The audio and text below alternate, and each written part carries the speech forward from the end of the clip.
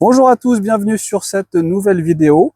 On est aujourd'hui avec Thomas qui va nous parler de son 600 CBRR, de la moto, de la piste, de ce qu'il aime dans cet univers. Allez, c'est parti avec Thomas.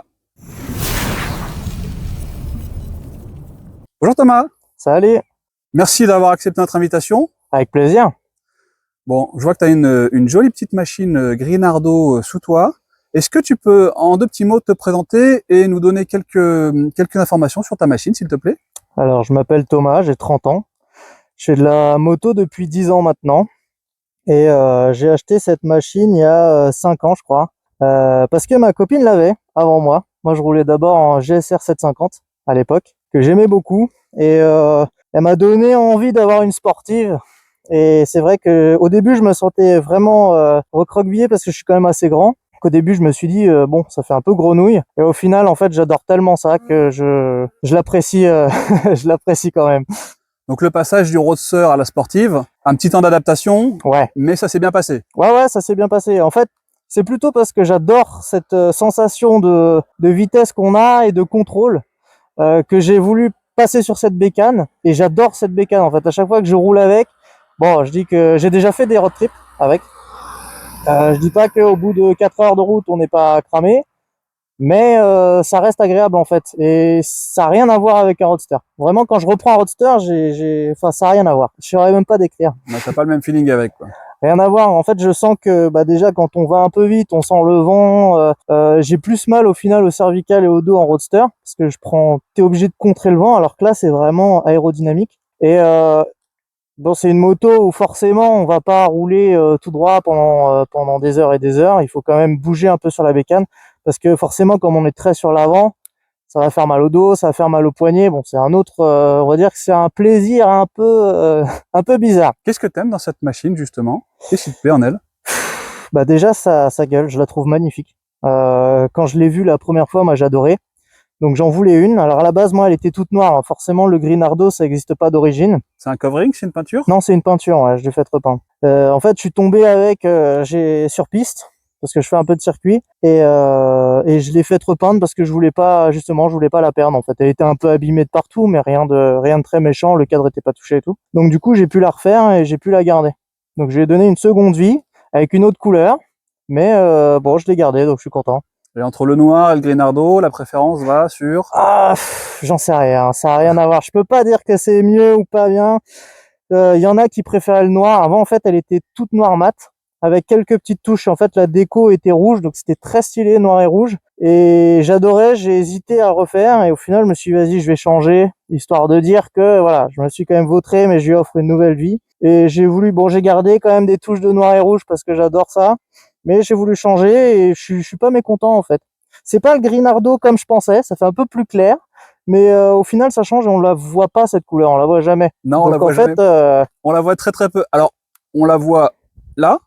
ça c'est le Grinardo que je pensais. Ça, c'est le Grinardo que tu pensais. Et ça, c'est le Grinardo que tu as. Mais Bon, c'est les le deux, Grinardo mat en fait. C'est parce que moi j'ai pas de vernis dessus. Ah, Donc effectivement. en fait, c'est le vernis qui te fonce un peu le Grinardo. Et c'est ce qu'on m'a dit et c'est vrai en fait. Moi j'ai pas de vernis. Je voulais garder cet aspect mat pour faire mat et brillant avec les stickers pour que ça sorte un peu plus. Bon, ton camp, on le voit sur les photos de ton compte Insta, ça ressort super bien et ça fait une machine qui est vraiment magnifique. Et en photo ou sur les petites vidéos que tu peux faire, vraiment une belle bête, quoi.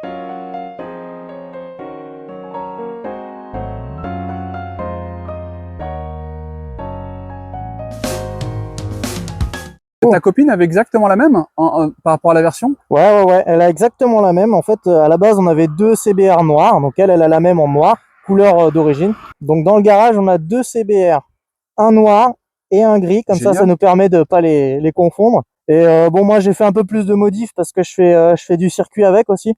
C'est aussi pour ça que j'aime bien cette bécane, que je fais de la route et je fais aussi du circuit. Donc j'ai pas besoin d'avoir deux bécanes dans le garage. Je fais tout avec. C'est un peu risqué comme jeu, mais pour l'instant, ça se passe bien. Justement, pour la partie circuit, est-ce que tu peux nous décrire un petit peu, nous dire, pour un débutant, pour quelqu'un qui va attaquer la piste, quels sont les éléments qu'il faut soit changer, soit modifier, soit ce qu'il faut vérifier avant d'attaquer la piste avec justement sa bécane de route? Alors c'est pas compliqué en fait. Sur circuit, ce qu'il faut déjà c'est être équipé soi. Donc déjà il faut une combi intégrale ou alors une combi de pièces, donc un cuir en haut et un pantalon en cuir en bas avec les sliders, des bottes, des gants montants pas les gants courts, des gants montants, et un casque et une dorsale. Voilà, ça c'est pour le pilote. Pour la moto, ce qu'il faut, c'est enlever les rétroviseurs. Donc moi j'ai 2 petits rétros, hop, je les enlève. Je me rapproche pour venir voir.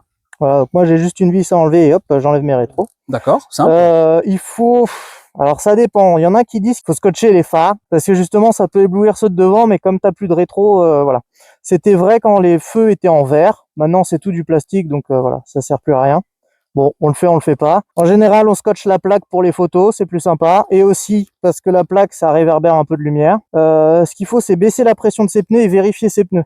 On n'y va pas avec des pneus pourris. Et on évite de rouler quand il pleut avec des pneus de route. Ça, c'est un peu... faut faire gaffe. Donc, faut quand même vérifier ses pneus s'ils sont faits pour pouvoir prendre des températures et rouler un peu fort. Si c'est des pneus 100% routiers, vaut mieux éviter. Et sinon, je crois qu'on a fait le tour pour la piste. Il n'y a rien de plus. C'est quand même pas grand-chose en fait. Non, on peut vraiment le faire. Faut vraiment être bien équipé soi.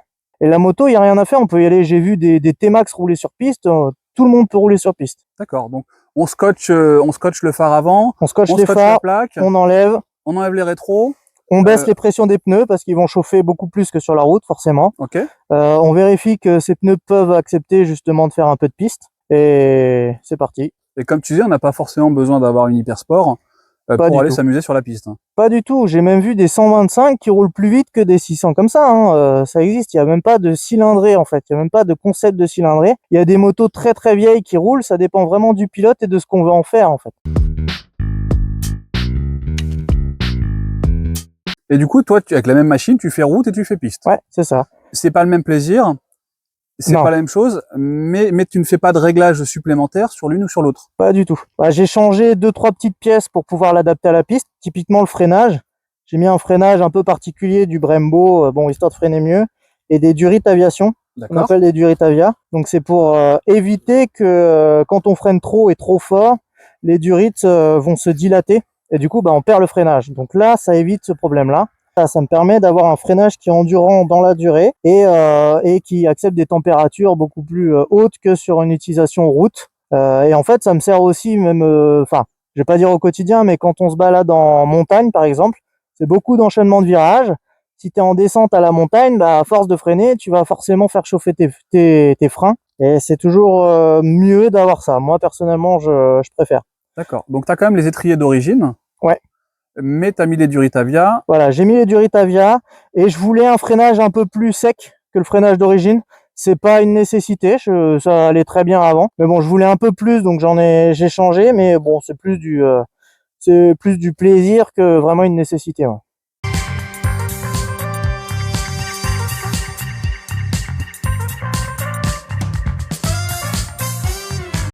Et dans le couple, comme vous avez la même machine tous les deux, comment ça se passe? C'est madame qui est devant, c'est monsieur qui est derrière? Comment vous gérez ça? Ça dépend. Ça dépend ce qu'on veut faire. Non, en général, on se bat même pas pour ça. Madame est derrière parce qu'elle veut pas que je la regarde rouler. D'accord. Donc c'est plutôt dans ce sens-là. Après, des fois, typiquement nous, de temps en temps, on fait des vidéos ou des choses comme ça. On s'adapte. Mais sinon, dans la vie de tous les jours, il y a vraiment pas de règles. Non, mais c'est vachement sympa d'être deux et de partager sa passion comme ça ensemble. Vous étiez motard ensemble. Enfin, je veux dire, c'est parce que l'un était motard que l'autre y est venu, ou vous étiez tous les deux, avant d'être ensemble, des motards? Alors en fait, nous, on s'est rencontrés, on était chacun motard. Donc on s'est rencontrés justement via un groupe de motos sur Facebook. Donc on s'est rencontrés sur un événement tout bêtement et en fait dans une balade et on a discuté et puis après le reste est arrivé. Donc c'est elle qui a lancé la mode du CBR. Et toi qui as suivi après? Alors ouais, du coup, c'est elle qui a lancé la mode du CBR parce que je l'ai vue, je l'ai rencontrée comme ça. Elle a toujours eu ce CBR, enfin avec moi en tout cas. Et moi, j'étais à l'époque donc en GSR, en Roadster, et j'ai un peu galéré à la suivre, tu vois, sur les reprises. Donc ça me faisait un peu mal à mon esprit de mal alpha. Donc je me suis dit, si on a la même machine, ça ira beaucoup mieux. Il y aura pas de débat.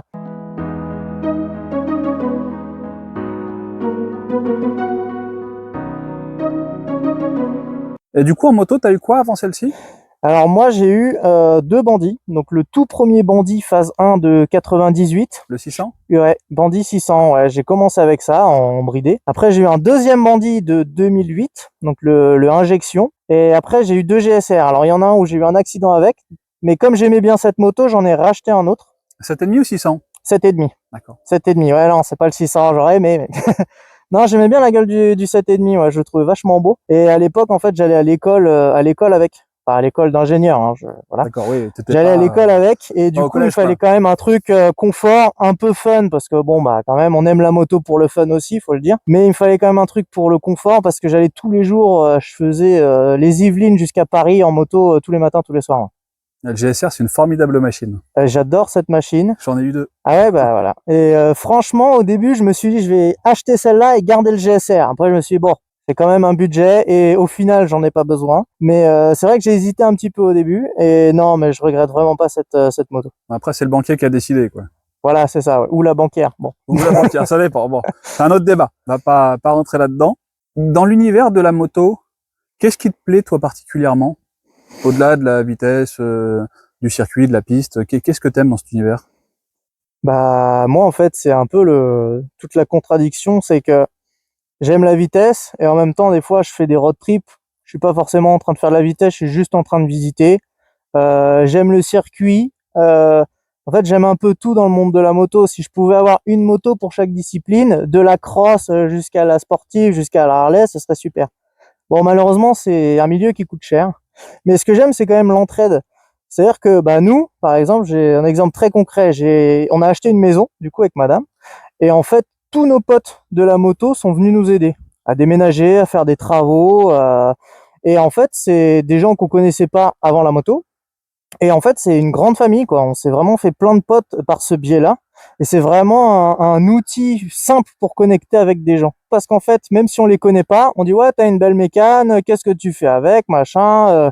Et tu fais une discussion à partir de rien sur juste un sujet commun qui est la moto. C'est vrai. C'est un univers qui est facile d'accès et où les gens sont faciles d'accès. Exactement, c'est vrai qu'il n'y a pas d'âge, il n'y a pas de métier, il n'y a pas de genre. Après, il y a forcément, par exemple, les Harley qui ont un style, les sportifs qui ont un style, chacun a ses stéréotypes, donc ça fait des petites guéguerres. Mais en soi, on croise un motard, on est toujours content de lui dire bonjour. On est toujours content de parler moto avec quelqu'un, et il n'y a pas de... Moi, je connais une personne qui a 66 ans qui roule en R1. Quand je l'ai vu la première fois descendre et enlever son casque, j'ai pas cru. Je me suis dit, mais attends, ma grand-mère sur un R1, j'aurais jamais pensé tout seul. Et en fait, ça existe, quoi. Et c'est ça qui est beau, c'est fou, c'est que tu rencontres des personnes, donc tu manges avec des gens plus ou moins âgés, alors que tu n'aurais jamais mangé avec ces personnes ou passé des moments avec ces personnes dans le quotidien, quoi. C'est vrai, ça sort complètement du cadre quotidien et des gens que tu peux rencontrer dans ta vie, dans ton travail, dans tes loisirs de tous les jours, quoi.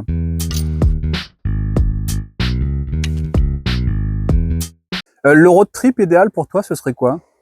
Alors moi, j'ai fait un bout de road trip côté Corrèze, Lot, Périgord, tout ça. Magnifique. Avec madame d'ailleurs, magnifique. En fait, j'ai de la famille en Corrèze. Donc, je fais un road trip de luxe. C'est-à-dire que je descends avec la voiture, les motos sur la remorque. On pose tout ça chez ma grand-mère, et après, on fait des boucles un peu partout. Bon, après, on fait 2-3 Airbnb pour se balader quand même.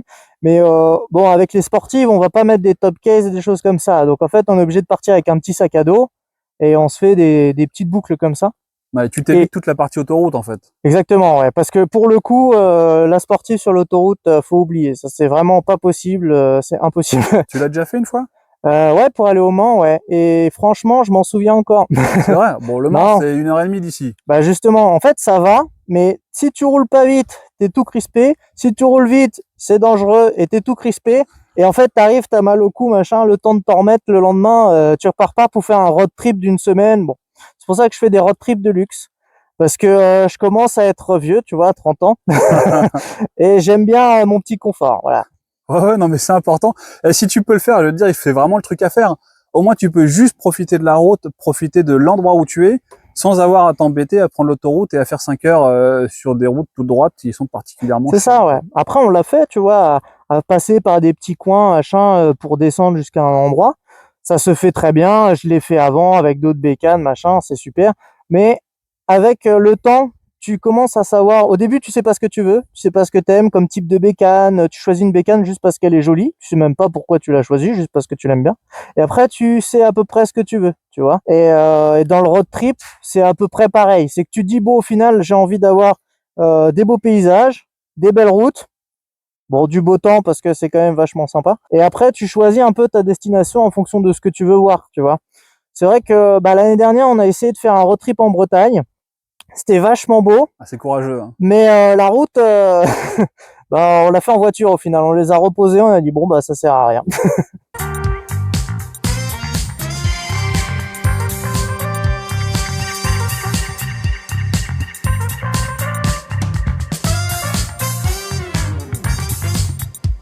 Si tu devais changer cette bécane, tu prendrais quoi?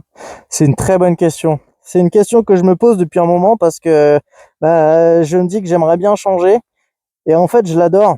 Donc je sais pas. Moi j'aimerais passer sur une sorte de trail mais un peu sportif. Je pense à un S1000 XR par exemple de chez BM parce que ça reste très joueur, ça reste assez sportif mais t'as un peu plus de confort, tu peux mettre un top case, t'as pas l'air débile. Et c'est un peu plus ça que je voudrais, mais typiquement si j'achète ça, j'aurais du mal à me dire j'ai plus de sportif pour aller sur piste ou pour faire si j'ai envie de m'amuser dans le coin, ce sera quand même vachement moins fun. Et puis la gueule est pas la même, quoi. Et la gueule est pas la même. Moi, mon compte Instagram avec un trail, c'est mort. Ça sera moins sexy d'un coup. À tout de suite, c'est foutu. Bon, ton compte Insta, c'est vrai que tu es quand même pas mal présent sur Insta. Tu fais de très jolies photos. On peut connaître l'identité de ton photographe? Alors merci pour les photos. Alors en fait les photos c'est pas du tout moi qu'il faut remercier, c'est Cali Photographie qui est madame en CBR, c'est ma chérie, c'est Cali. Donc c'est elle du coup qui me fait toutes les photos, tout ce qui va être post-production, les retouches et tout ça, c'est elle qui gère. En fait elle fait la photo un peu par hasard, par besoin en fait, et au final elle adore ça, donc elle s'est équipée un peu comme nous avec la moto, voilà, elle s'est équipée et maintenant c'est elle qui fait tout. On trouve les endroits ensemble, on choisit tous les deux, mais la technique, c'est son truc. D'accord, donc c'est un compte Instagram en duo en fait. Ah, presque. En fait, elle a carrément lancé sa boîte maintenant, donc elle fait des photos pour qui veut des photos. Mais en fait, moi, j'avais créé ce compte avant qu'elle se mette à la photo et avant qu'elle me fasse des photos de moi. Et elle, ça lui faisait envie de faire de la photo. Avant, elle faisait de la photo sur circuit. Justement parce que je faisais de la piste et tout ça. Donc elle faisait de la photo sur circuit et au final elle s'oriente un peu plus sur de la photo de sujet. Elle voudrait même faire elle a fait de la photo de mariage, voudrait faire des photos de bébé. Enfin bon. Elle aime bien tout ce qui est univers photo, mais un peu par hasard en fait. Mais en tout cas, elle a trouvé son truc. Voilà, c'est ça. Elle a trouvé son truc complètement par hasard et tant mieux pour moi. Du coup, on peut dire que madame fait le taf de l'ombre et toi, tu prends la lumière. Exactement. Voilà, moi je suis qu'un imposteur, mais ça me va. On va mettre le compte de madame en commentaire également. On va montrer aussi quelques exemples des photos qu'elle peut prendre. Avec plaisir. Des clichés du travail qu'elle fournit. J'ai notamment en tête quelques photos qui sont vraiment très très jolies, très sympas.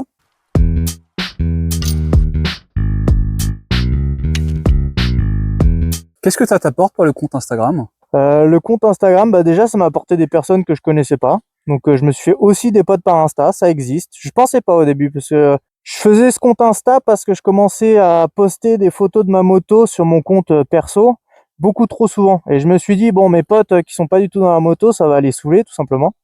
Donc, j'ai dit, vas-y, je vais faire un compte à côté, que moto, comme ça, ceux qui veulent venir voir, ils viendront, et ceux qui veulent pas, on reste amis, voilà, il n'y a pas de problème. Et en fait, j'ai vu que ça avait vachement monté, sans faire trop attention au début. Je faisais un peu de photos, mais comme ça, avec mon iPhone au bord de la route, voilà. Et en fait, j'ai vu que ça intéressait des gens. Donc, je me suis dit, je vais faire des trucs un peu plus sérieusement, un peu plus quali. Et c'est là que Cali m'a rejoint. Et dans ce projet, en fait, maintenant, on fait ça à deux. Mais ça a été un peu par hasard, en fait. C'est presque la moto, en fait, qui t'a poussé à aller sur Insta, plutôt que l'inverse. Ouais, c'est ça, c'est la moto parce qu'en fait, forcément, en tant que motard, on adore notre moto, on n'est pas du tout objectif, donc on adore prendre des photos de notre bébé, machin. Et du coup, ouais, on a été suivis et ça m'a rapporté d'avoir quelques partenariats. Donc j'ai Black Diamonds qui me suit avec des lingettes nettoyantes pour qu'elles soient propres.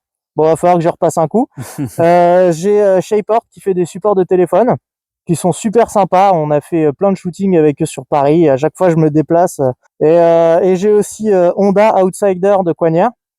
Parce qu'en fait, ils m'ont contacté parce que moi, je viens de Coignères et en fait, j'avais besoin de pièces. Et j'ai discuté un petit peu avec le patron qui est super cool, Seb, si tu nous regardes.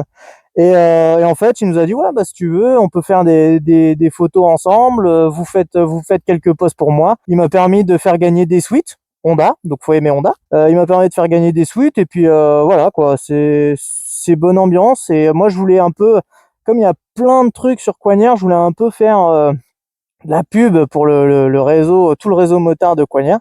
Donc voilà, c'est mes premiers partenaires et je leur en remercie beaucoup. Bah, c'est important parce qu'ils sont là depuis le début, ils te suivent. Et puis toi, tu leur postes aussi du contenu de qualité. Exactement, ouais, bah c'est un donnant-donnant, tu vois. Ils sont sympas avec nous. Moi, j'essaie de faire un truc qui leur rend un petit peu. Je prétends pas vendre des motos à leur place, hein, voilà. Mais j'essaye de faire un contenu qui leur donne un peu de visibilité. On a fait 2-3 shoots chez eux dans la concession. Ils nous ont carrément ouvert la concession un soir après la fermeture. Ah non, c'était super, ouais. Et non, c'est vraiment un partenariat cool en fait. C'est vraiment bon enfant, bon esprit, et c'est ça que j'aime. Ils sont comme ça, les motards. Si ça les fait kiffer, ils vont y aller. Exactement.